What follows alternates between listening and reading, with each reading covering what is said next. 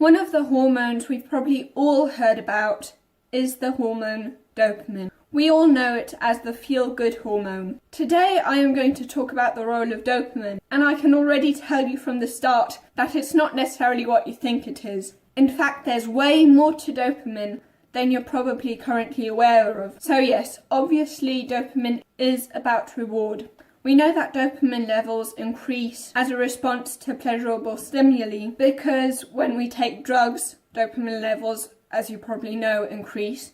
But also because when dopamine receptors are blocked or dopamine neurons are depleted, previously rewarding stimuli isn't rewarding anymore. And also because stress depletes dopamine and decreases the sensitivity of the receptors to dopamine. Now, what exactly influences, though, how much dopamine is released?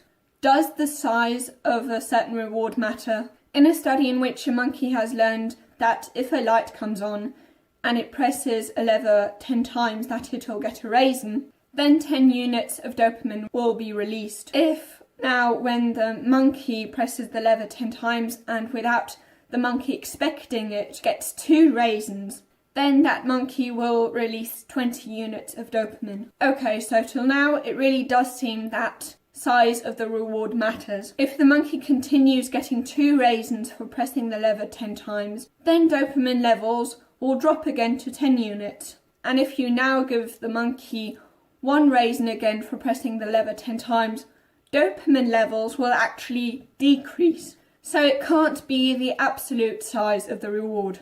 But when it comes to how much dopamine levels increase or decrease, size matters.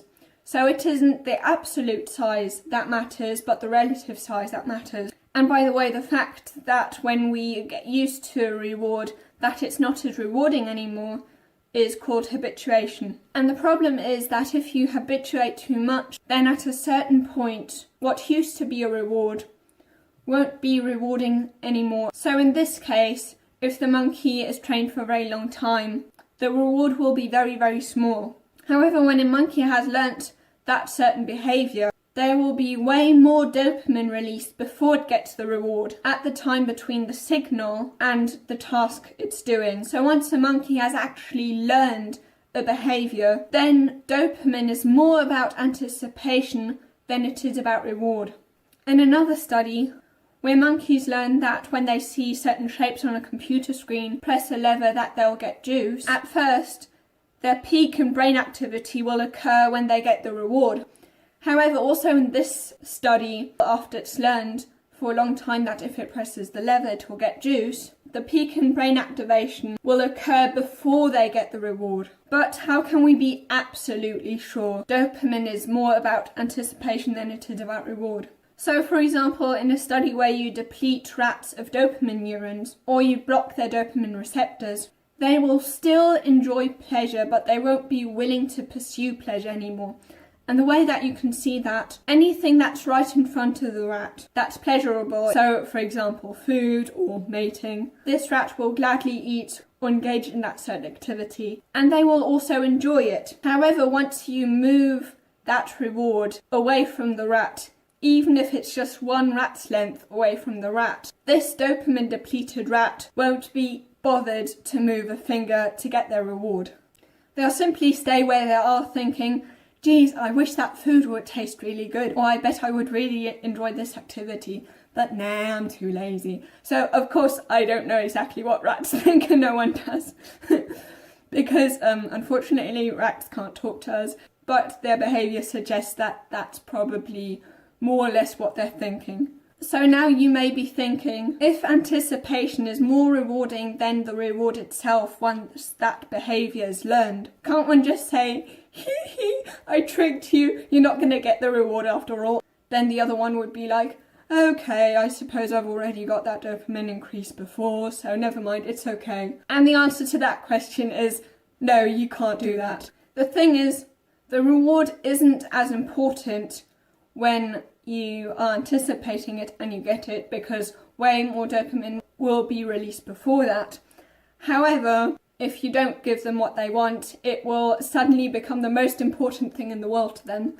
Instead of saying, I'll be fine without the reward, it's okay if you just tricked me and made me anticipate that reward. Instead, they'll be like, you better give it to me now if you want to get out of here alive. You need to give it to me, you owe me something. Kind of like this kid here. Aren't kids cute? So, for example, in the study where the monkeys got juice, if they didn't get their reward, they would start becoming aggressive and angry. Now, in the studies that I mentioned before, this burst in dopamine was when they saw the trigger. So in the first study would have been when they saw the light signal, or in the second one when they saw the shapes on the computer screen.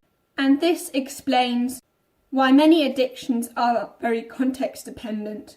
Why, for example, former alcoholics, even though they might have been sober for years, as soon as they somehow come near the corner of, for example, the pub where they used to drink, then they'll immediately have that craving again, even though they've been sober for a very long time. So the fact that most dopamine is released once we've learned something, when we anticipate something, raises the next question. Can a reliable cue of a reward be rewarding in itself?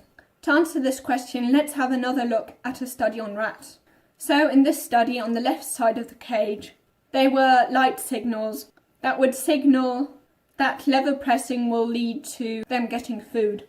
And once the rats have learnt that behaviour, rats will eventually be willing to work just for the chance to be able to hang out on the left side of that cage where there was that light signalling, simply because they associate this left side of the cage with the reward. They will be willing to work for it because they want that dopamine that they get from just hanging there, even when they don't get the reward they usually got.